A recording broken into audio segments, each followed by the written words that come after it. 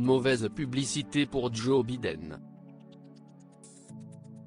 Alors que depuis son investiture en janvier dernier le 46e président des États-Unis entend plus que jamais lutter contre la pandémie de Covid-19, voilà qu'il préconise régulièrement à ses concitoyens de porter un masque. Un message pourtant clair, que son frère Frank ne semble pas avoir bien intégré. En effet, le 18 février dernier, l'avocat de 67 ans a été vu à la soirée d'anniversaire du boxeur Floyd Mayweather, sans masque, faisant la fête comme si aucune pandémie mondiale ne se profilait, notamment aux États-Unis, pays qui enregistre à ce jour 432 morts, et plus de 70 000 nouvelles contaminations. Frank Biden a montré peu de soucis pour l'éloignement social alors qu'il s'est arrêté pour poser pour des photos lors de la soirée avec la légende de la boxe et une paire d'autres fêtards, rapporte Page 6, photo à l'appui.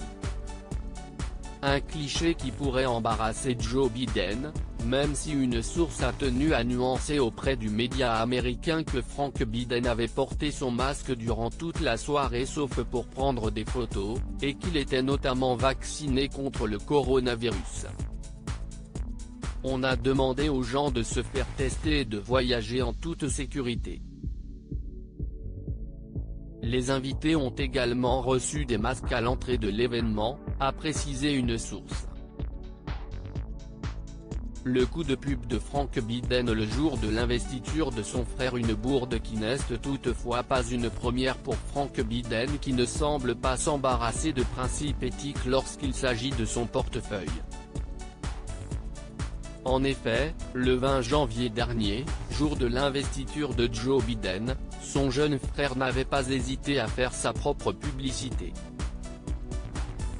Surfant sur l'événement, une revue professionnelle avait vanté les mérites de Berman Law Group, le cabinet d'avocats dans lequel exerce Frank Biden, rapporté ABC News.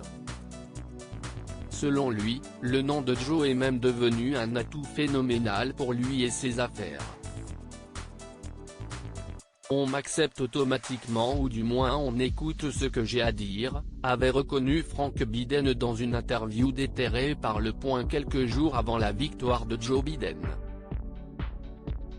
Grâce à son nom, son frère aurait mené selon le magazine un lobby d'enfer en Floride auprès des municipalités pour qu'elles autorisent son client, Mavericks in Education, à ouvrir des écoles privées.